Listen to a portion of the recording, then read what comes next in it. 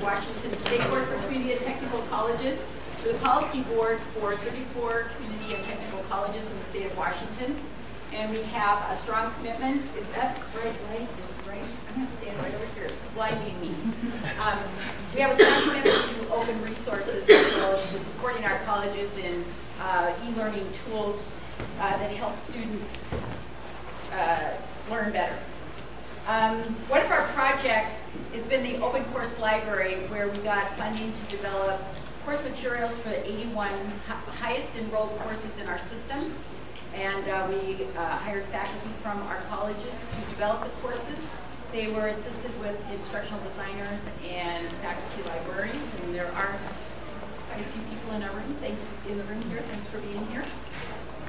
The course developers were asked to develop courses using any method they wanted. The product would be licensed CC BY, and the goal was that the resources would cost students $30 or less.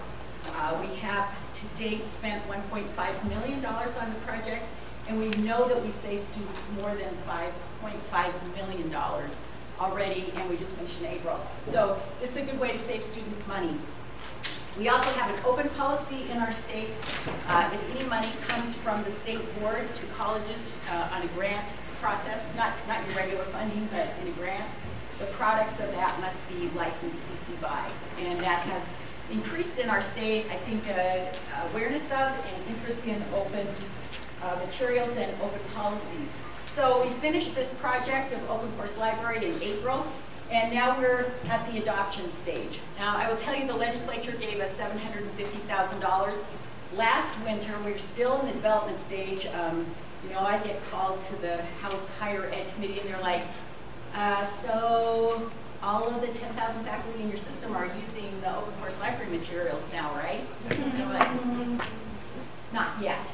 And so that's our goal. Our goal is not that everybody uses the Open Course Library materials, but that you know, we have a reasonable adoption of these materials by faculty or of other open resources, with the goal of saving students money and increasing the resources that are available. And so we have professional development. We're working with libraries. And we know that faculty are the key to this, so we have recently surveyed faculty on what they need in terms of adopting open resources and how they understand them. And Bo-Young Che, Dr. Bo-Young Che is going to tell you about the preliminary results from that survey. Hi. So my name is Bo-Young again. I'm a program admin for Washington State Board for Community and Technical Colleges, which is my boss. And so as Connie mentioned, that there have been a lot of discussions in OER in our Washington State college system, and growing number of faculty. I'm so sorry. Okay, and growing number of faculty in our system. That they have been showing their interest in moving forward with OER. So we thought it is time for us to figure out the clear picture of how our faculty understand OER and how OER is currently being used in our system and what kind of support they need, and so that we will be able to figure out how we can support their move in implementing open educational resources. So that's and then also. So that is the intention of this study. And we use the mixed method study design. Start with the quantitative statewide survey, followed by qualitative interviews with faculty. We have conducted the statewide survey and received 730 responses thus far, and it is still coming. And that number itself is very inspiring because in the past, each time we send out a statewide survey, we hardly get more than 100 responses. So that number itself shows the level of interest our faculty has in this whole OER move. And so we were very moved by that response rate itself. And we will develop interview protocol based on the survey results, and we'll conduct the follow-up phone interviews with the survey participants who agree to be contacted by us.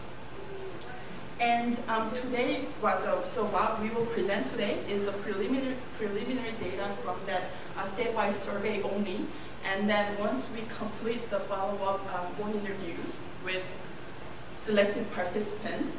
We will combine the result, analyze like a pattern, and then we'll publish sometime next March 2014. So that's our goal. So stay tuned if you're interested. And as I mentioned before, our participants are the faculty who teach regular quarter-based classes in our system. So our study result does not reflect a community college faculty's perception outside our system.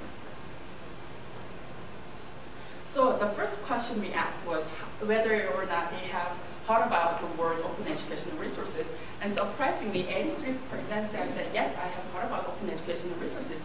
We're like, whoa. And then do you really understand what it is? Of course, we didn't ask this way. So we asked them to define what open educational resources are in their own context. And based on the way they explain open education resources, we could conclude that most participants, they truly understand the fundamental idea that OER is about the sharing free customizable resources. And when we also asked them to give us the keywords that they think identify OER, and they gave us the keywords including free, open, low cost, customizable, adaptable, shared, and so we were able to conclude based on these two questions that they truly understand the essence of OER, and which is actually amazing because we asked this very same question 3 years ago in another statewide survey, and that time the faculty's answers were really far off. The most couldn't distinguish from OER to online education, and they thought it's probably the same thing, but this time I really think that they got the essence of it. And so next important question was, we asked them, so okay, you have heard about open educational resources, but then did you actually have a chance to search for OER to use in your classroom, in your discipline? And again, surprisingly, 67% said yes, I had a chance to look for OER to use in my classroom. And but there were about 30 or so percent faculty who didn't have a chance to look for OER, and all reasons were as I expected. They didn't know where to start. They felt unclear as to what search terms to use, or their department has already chosen the book from the publishing house, or they just simply didn't have time, or they write their own text. Okay, and then the next, so okay, we found out so we asked whether they had a chance to look for, whether they heard about OER, whether they had a chance to look for OER, and then next important question was whether or not after looking for OER they actually utilized any of the OER they found in their teaching practice. And again, surprisingly, 60% of the participants said, yes, I have utilized OER that I found. And so I gave you guys a lot of numbers, right? So I thought it might help to just provide one diagram to explain how those numbers are connected. So among all the participants, 730 participants, 83% said, I have heard about OER, and among that 83%, 70% indicated that they have looked for OER, and among the 70%, 60% indicated that I have used OER. So next page. So we asked them, to those who said that I decided not to use OER, I have to look for OER in my discipline. And then I expected a lot of negative comments about OER and how they are against about OER. I just don't like, that was kind of responses that I expected. But surprisingly, the number one reason that they didn't use OER in their teaching practice was that they simply couldn't find OER in their teaching discipline.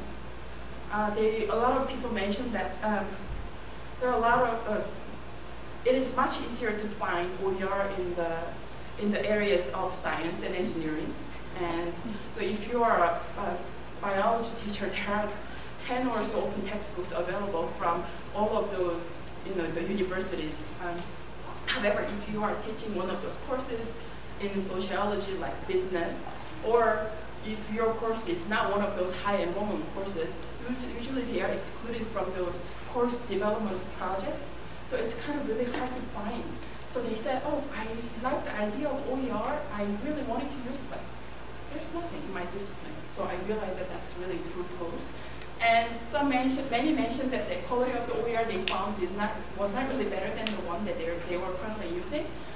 And also many mentioned that they did find quality resources, but they were not aligned with the level of course that they were teaching. So for example, many mentioned that a lot of courses out there developed by those known universities, those courses were developed at a post-secondary level, or many of them were graduate level.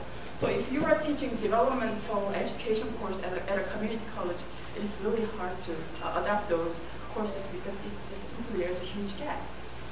And many said that I don't have time to experiment, I use my own materials, or some did say that they find it a bit overwhelming when searching. So so too much and too many was a problem too. So it is as if when you are looking for a real estate agent, on the yellow page there are hundreds of them, and you really want to find the best for your house searching process. However, and then you will actually have to put some time to research to pick the best. So that kind of situation. So we asked them then what are the types of OER that you use most in your class, and videos were their top choice. They said videos, and then followed by reading materials like PowerPoint, the PDFs, text, and open textbook, images, and course activities.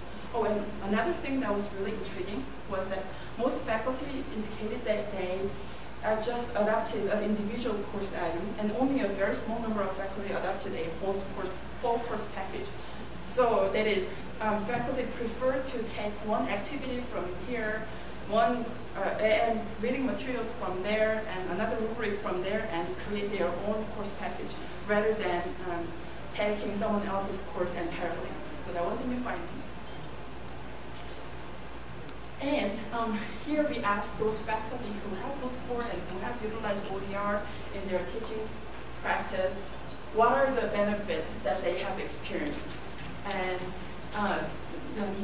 majority mentioned that it did reduce the cost of textbooks to their students, and it provided them with a wider access to quality educational resources, from text to rubrics to assignments to images from all faculty, drawn from all over those quality institutions. And it did enhances their intellectual and pedagogical creativity, and encourages them to really think about their course objectives and scope of it.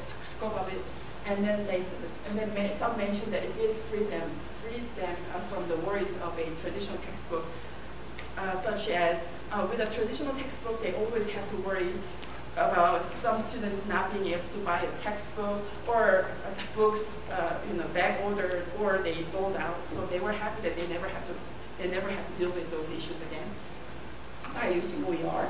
And they said that they were happy to use OER because it offered them a peace of mind, knowing that they do not have to ask for permission as long as there is a proper attribution, and they don't have to pay the monetary compensation. And these are their favorite OER places to find OER. And YouTube was the hands down the favorite choice of all faculty.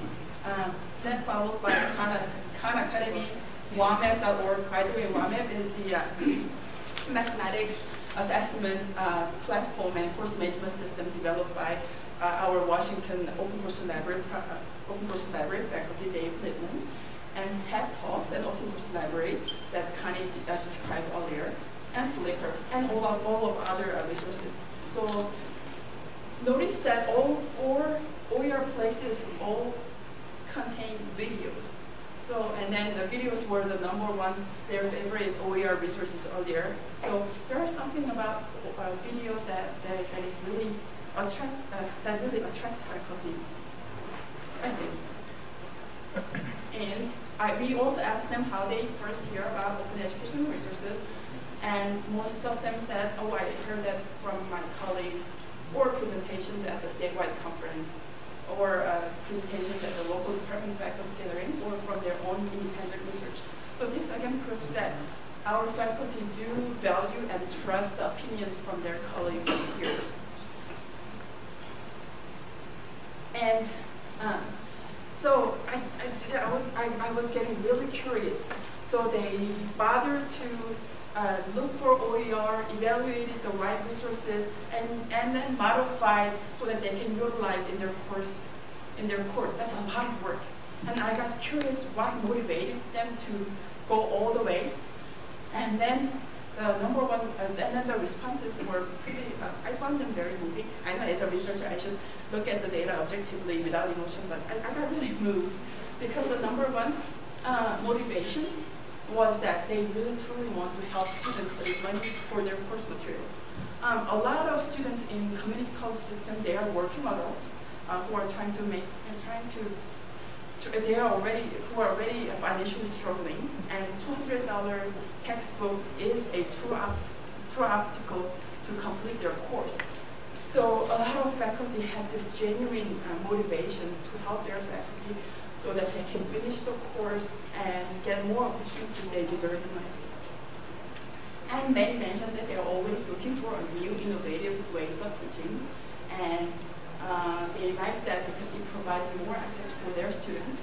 And some mentioned that it coincides with their philosophy in education, and they said they are the strong believers in more equitable access to education.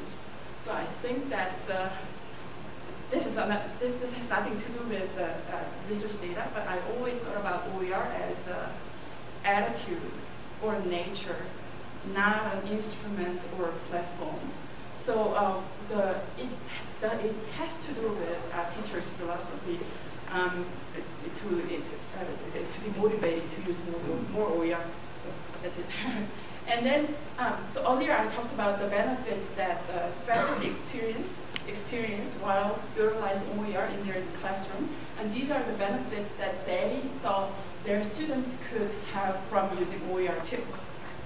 So majority of the participants agreed that using OER actually increases learners' participation and interest in the subject and satisfaction with the learning experience, and their independence and self-reliance, and their engagement with lesson content is all great. However, the majority of the same participants disagreed that using OER actually leads to improved student grades. They said, no, it doesn't happen. And then they also disagreed that using OER could increase collaboration with peers, or it leads to learners becoming interested in a wider range of subjects than before they used OER. So this is preliminary findings, but it looks like faculty think that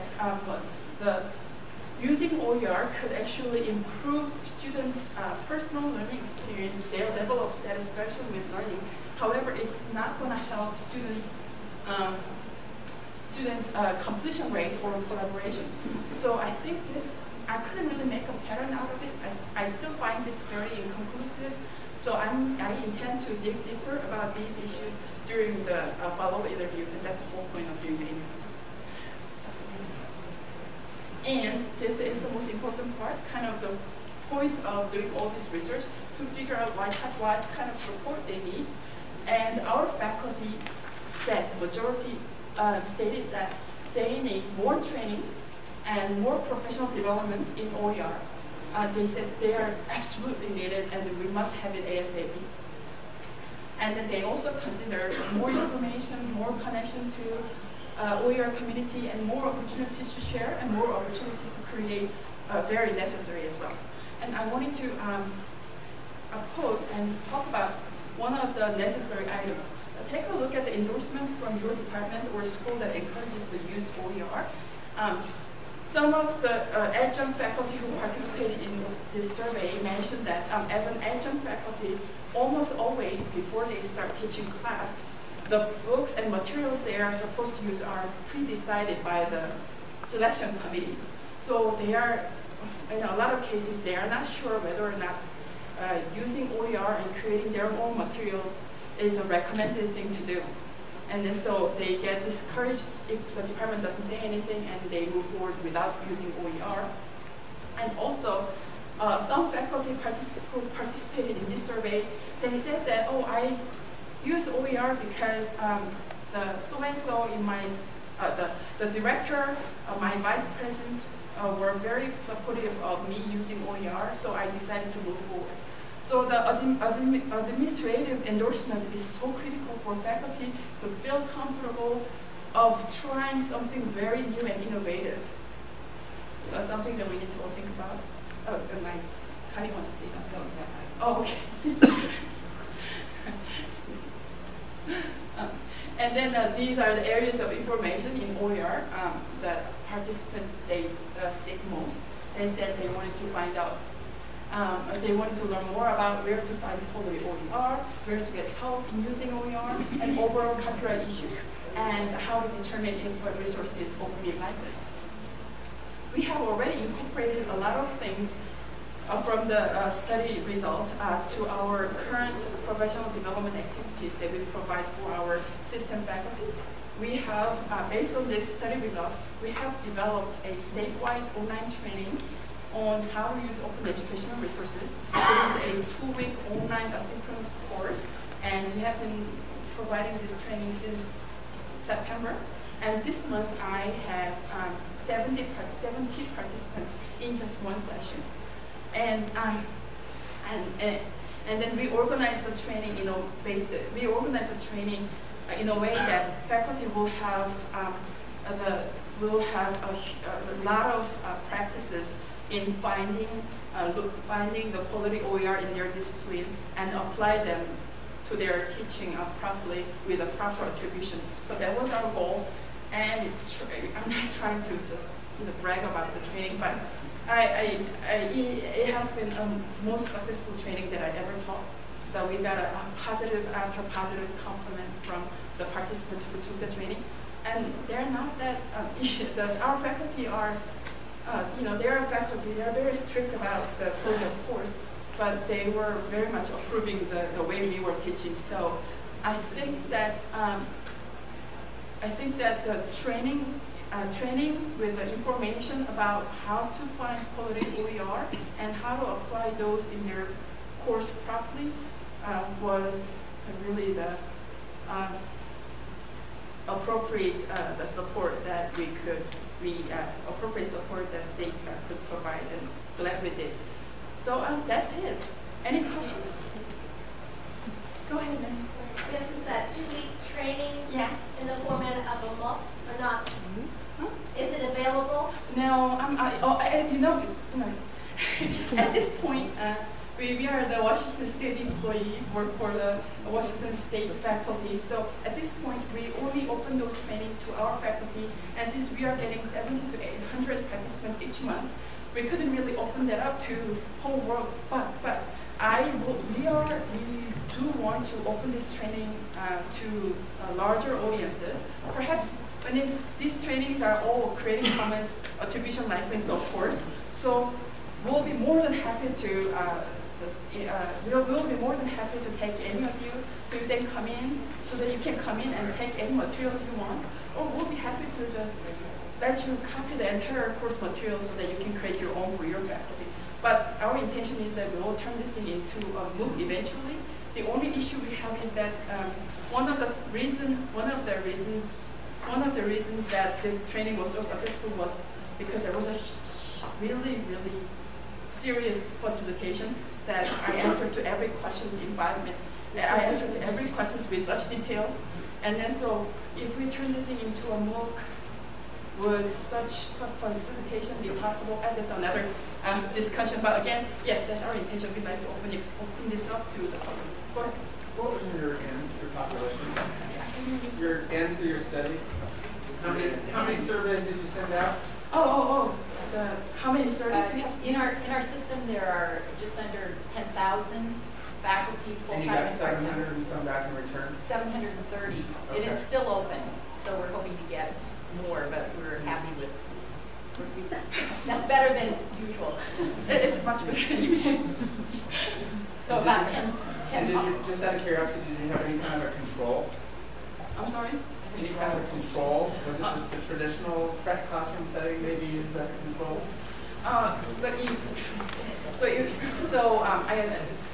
It was hard to. So the way we send out our survey is that we don't have a direct line to send our survey to the faculty. Right. So we have to go through other networks, other channels. So we have to ask other directors in different areas to forward our survey to faculty. So our participants are supposed to be our system faculty only who are teaching these regular quarter-based courses. So we just have to trust that only those fill out the survey, and we really have no means to figure out exactly who they are and or what kind of other conditions they might have. Okay, we are out of time, but thank you.